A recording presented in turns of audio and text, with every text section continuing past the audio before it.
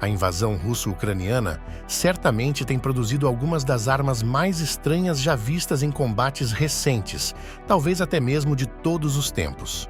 Ao contrário do que todos pensam, a Ucrânia não recebeu nenhuma ajuda militar no início da invasão russa, e o motivo disso é que os Estados Unidos não acreditavam que a Ucrânia iria resistir por muito tempo, e se eles enviassem armas modernas como o sistema de mísseis HIMARS para os ucranianos, assim que o governo de Kiev fosse derrotado, os russos colocariam as mãos nessas armas e fariam engenharia reversa. Só após resistir aos primeiros dias de invasão e vencer os russos na batalha do aeroporto Antonov, a Ucrânia mostrou ao Ocidente que o governo de Kiev não cairia facilmente, abrindo a porta para uma poderosa ajuda militar que manteria a Ucrânia no conflito e equilibrando a guerra.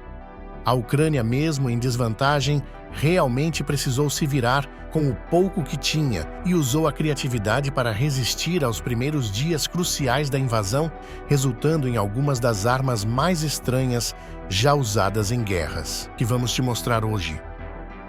Já pensou em acoplar um lançador de foguetes de helicóptero na traseira de um caminhão Mitsubishi? Bem, como você pode ver aqui, os combatentes ucranianos já fizeram isso. Um sedã Volga da era soviética equipado com uma metralhadora pesada de 14,5 milímetros, controlada remotamente. E se você acha que isso não é uma maluca gambiarra feita em tempos difíceis de guerras, espere até ver o que vamos mostrar mais para frente nesse vídeo. Junte-se a nós enquanto revelamos as armas completamente estranhas que foram usadas e improvisadas de forma genial pela Ucrânia. Antes de continuarmos com o vídeo, gostaria de fazer um pedido. 88% das pessoas que assistem os nossos vídeos com frequência aqui no YouTube não são inscritas no canal. Dá um trabalho danado escrever, produzir e animar os vídeos e, em troca, peço apenas que você clique no botão de curtir e se inscreva no canal para apoiar o nosso trabalho. É claro que as armas mais recentes são as melhores na guerra moderna. Armas futuristas com designs de próxima geração e grandes promessas de capacidade tendem a se sair melhores em combate.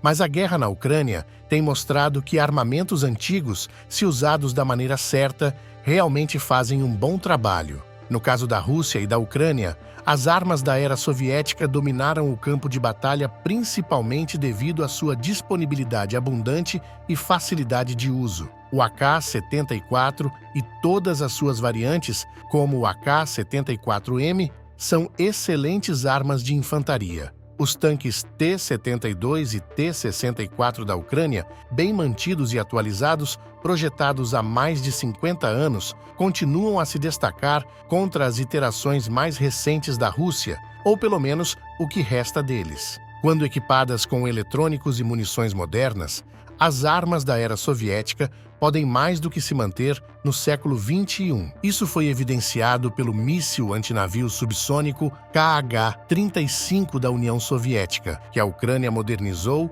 e transformou no R-360 Neptune e usou para afundar o orgulho da frota do Mar Negro russo, o Moskva, em abril de 2022. Há outros exemplos de armas da era soviética sendo modernizadas, atualizadas e transformadas em pacotes ameaçadores e totalmente inventivos. Basta olhar para o confiável RPG-7, o famoso lançador de foguetes de ombro carregado pela boca, que viu serviço em todo o mundo como um exemplo primordial. Os RPGs foram projetados para penetrar a blindagem de tanques, embora suas ogivas baratas e produzidas em massa tenham sido usadas contra fortificações, prédios, helicópteros e alvos humanos desde então.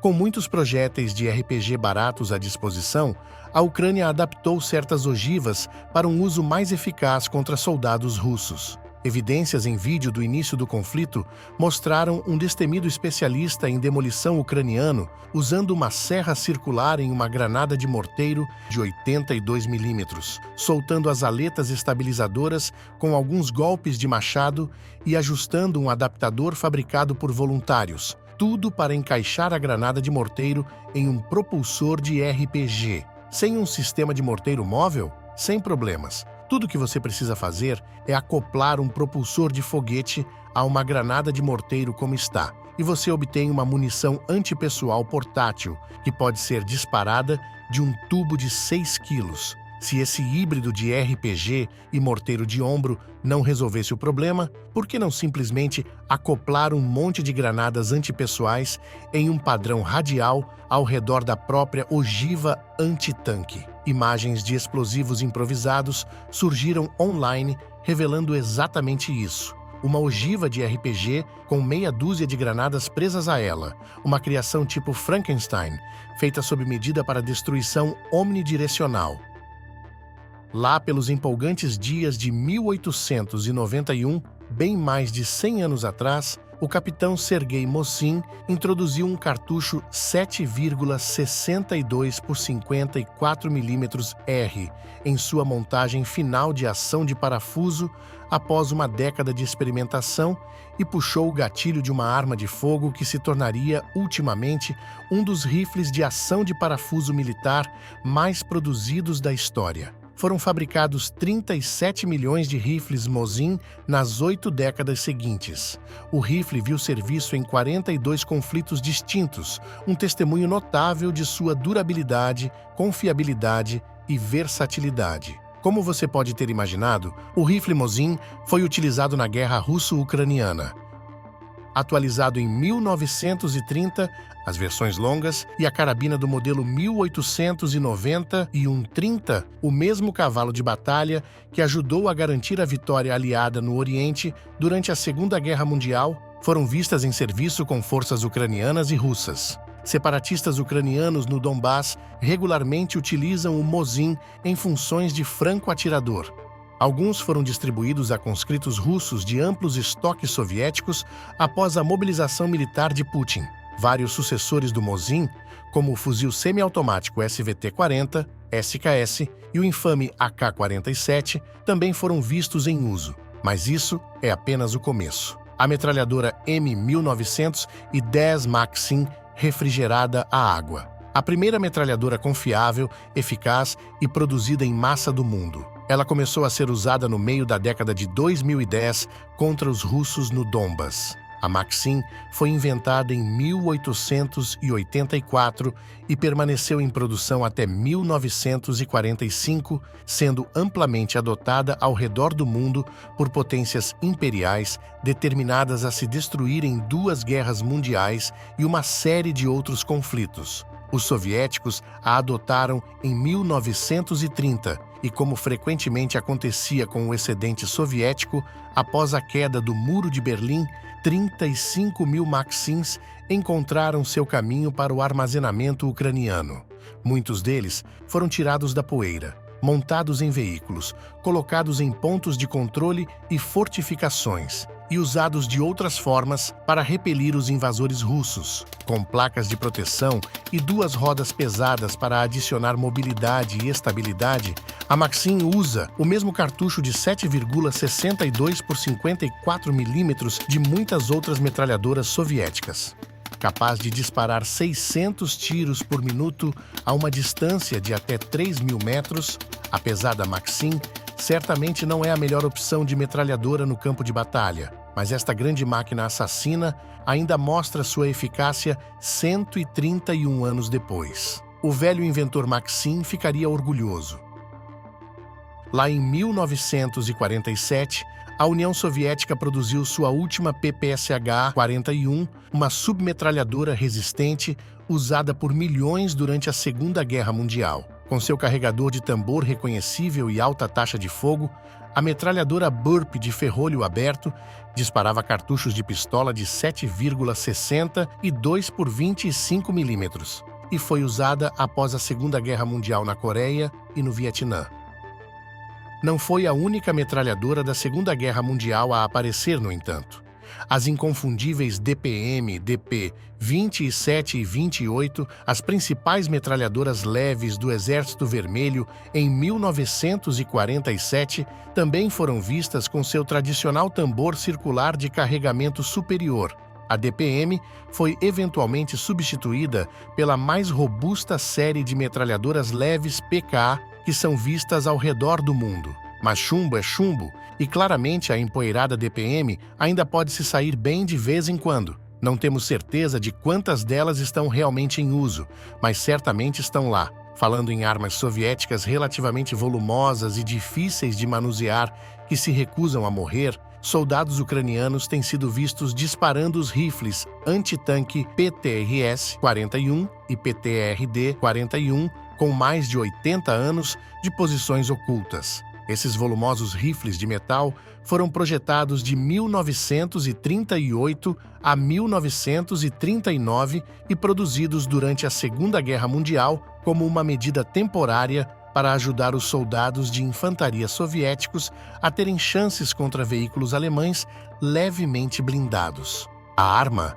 era essencialmente um SKS turbinado. Para uma arma relativamente barata, os cartuchos perfuradores de blindagem de 14,5 por 14 milímetros da arma certamente fizeram o trabalho, penetrando placas de blindagem de até 40 milímetros de espessura a 100 metros de distância.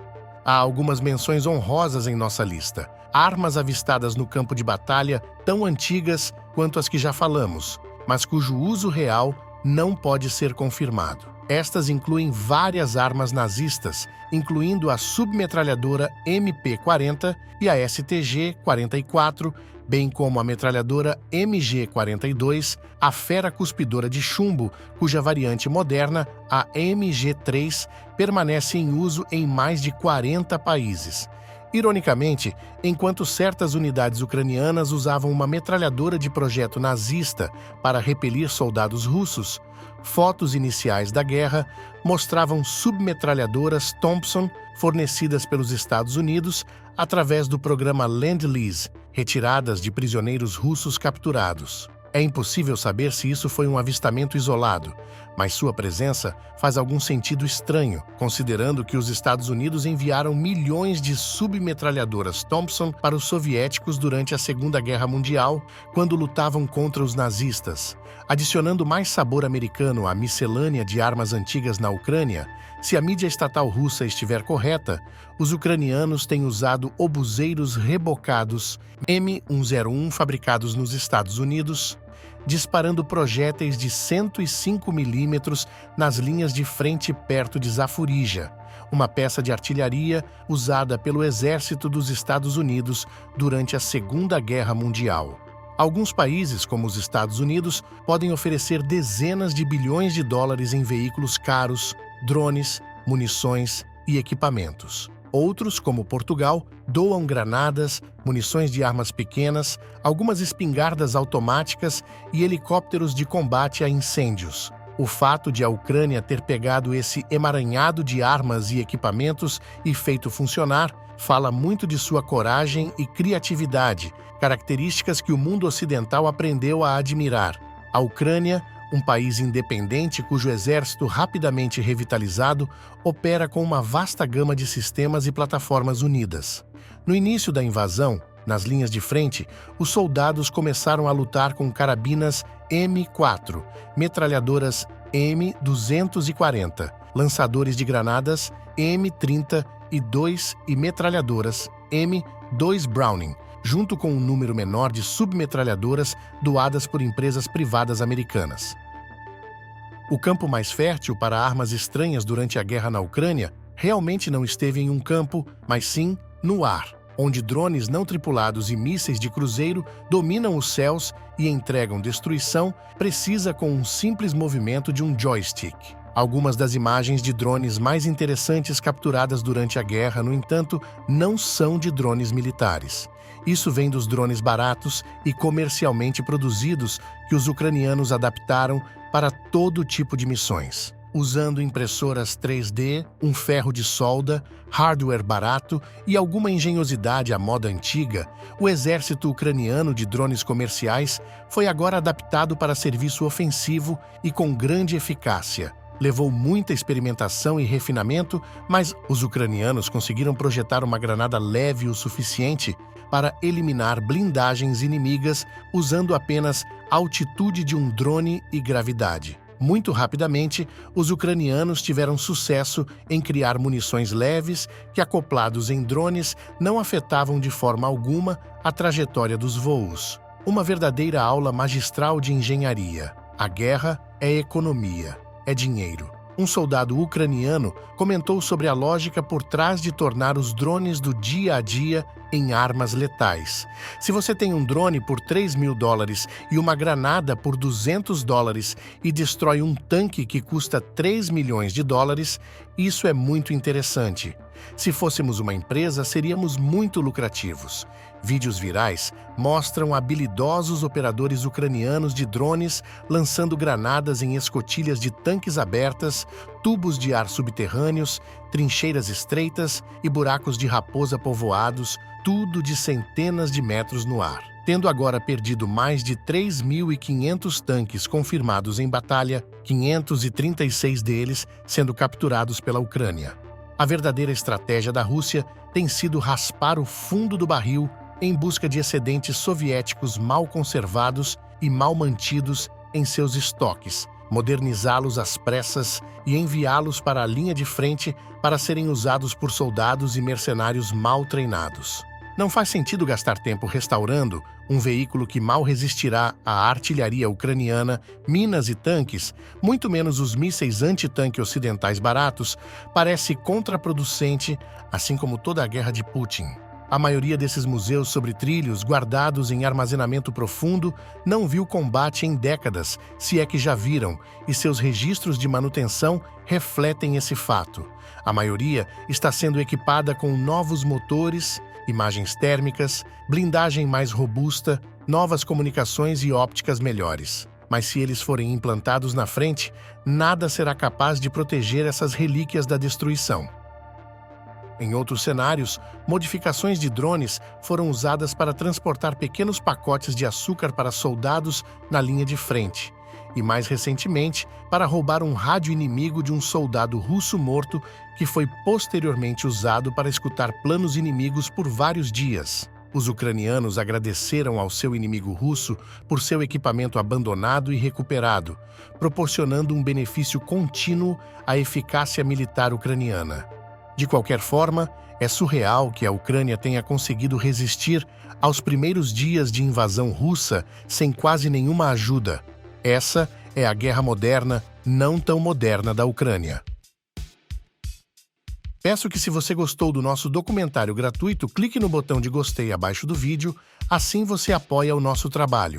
Isso é muito importante para nós continuarmos. Se inscreva no canal e se inscreva em nosso grupo do Telegram e WhatsApp para acompanhar notícias sem censura sobre os conflitos. E se você deseja saber por que a maior região da Rússia, a Sibéria, quer se separar do resto da Rússia, clique no vídeo que está aparecendo em sua tela. Espero te ver lá. Até mais e um abraço.